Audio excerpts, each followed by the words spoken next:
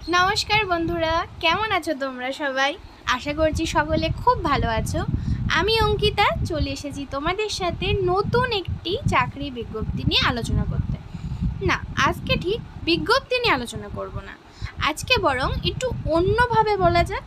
হ্যাঁ, আজকে তোমাদের সাথে আলোচনা করব স্টেট ব্যাংকের ক্লার্কের যেই এক্সাম প্রসিডিউর হয়, কিভাবে সেখানে অ্যাপ্লিকেশান প্রসেস থাকে, কি কি কোয়ালিফিকেশান লাগে এবং কোন কোন স্টেজে তোমাদের নিয়োগ হবে, কিভাবে নিয়োগ হবে। তো এই সংক্রান্ত যাবতীয় তথ্য কিন্তু আমি তোমাদের প্রোভাইড করব এই ভিডিওতে। তো চলো ভিডিওটি শুরু করা যাক। প্রথমেই যেটা বলবো সেটা হলো, তোমাদের কিন্তু এখানে ন্যাশনাল লেভেলের এটা একটা এক্সাম এবং তোমাদের কিন্তু বছরে প্রতি বছর তোমাদের কিন্তু এই রিক্রুটমেন্ট বের হয়। তো তার জন্যই আমি এটাকে এতটা প্রায়োরিটি দিচ্ছি তোমাদের সাথে আলোচনা করার, কারণ তোমরা কিন্তু প্রতি বছরই এখানে ট্রাই করতে পারবে। যেমন আমাদের গভর্নমেন্ট যেই স্টেট গভর্নমেন্টের যেই পরীক্ষাগুলো আছে সেগুলোর অবস্থা তো তোমরা সকলেই জানো, নতুন করে বলার আর কিছু নেই। তো এখন স্টেট ছেড়ে এখন সেন্ট্রালে ফোকাস করতে হবে, কিছু করার নেই, যতই কঠিন হোক, কারণ এটা ন্যাশনাল লেভেলের একটা এক্সাম। তো কম্পিটিশন হাই লেভেল, সেটা কোনো সন্দেহই নেই, কিন্তু ট্রাই তো করতে হবে। তো এখানে এক্সাম স্টেজ যেটা বলি, তোমাদের এখানে মোট 3টে পরীক্ষা হবে। একটা হলো প্রিলি, সেকেন্ডটা মেন, এবং তারপর তোমাদের লোকাল ল্যাঙ্গুয়েজ টেস্ট হবে। এবং তোমাদের বলে রাখি, তোমাদের কিন্তু পুরোপুরিটা সিবিটি অর্থাৎ কম্পিউটার বেসড এক্সাম হবে।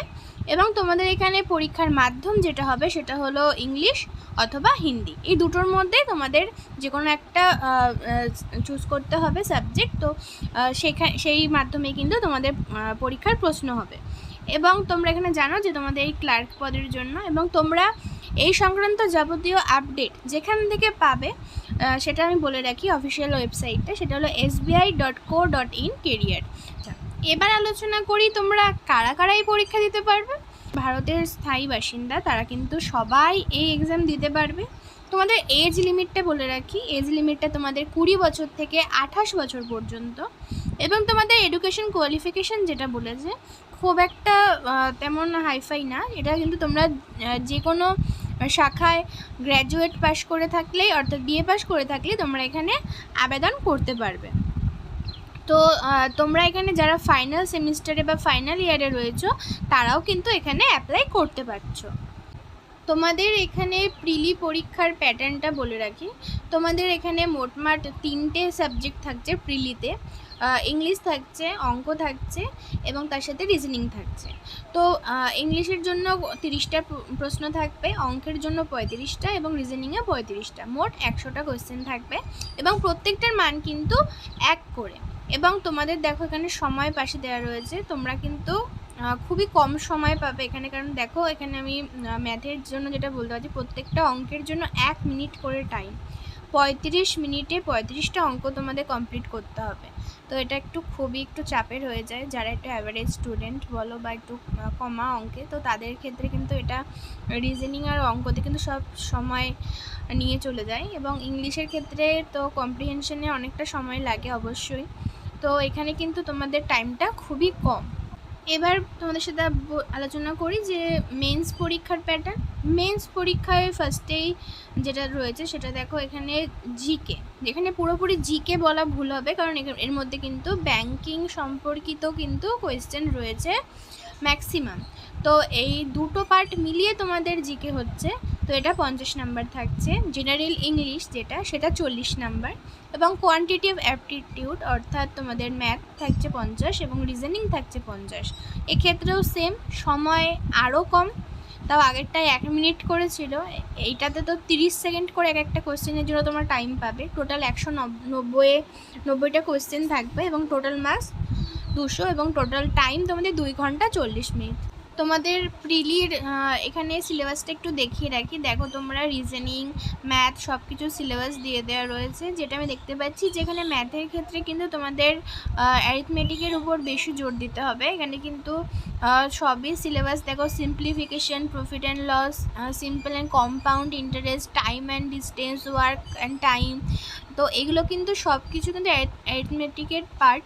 এবং রিজনিংয়ের ক্ষেত্রেও ইনপুট, আউটপুট, লজিক্যাল রিজনিং, তারপরে ডেটা সাফিসিয়েন্সি, তারপরে সিটিং অ্যারেঞ্জমেন্ট, ব্লাড রিলেশন এইসব রয়েছে, কোডিং ডিকোডিং, এবং তার সাথে ইংলিশে এখানে reading comprehension, cloze test, fill in the blanks etc. এইটা কিন্তু তোমাদের পুরোপুরি প্রিলির সিলেবাস। পরবর্তীতে চলে যাব মেন্সের সিলেবাসে। মেন্সের সিলেবাসে দেখো এখানে কোয়ান্টিটেটিভ অ্যাপটিটিউডের সেম অ্যারিথমেটিক থেকেই কোয়েশ্চেন হবে।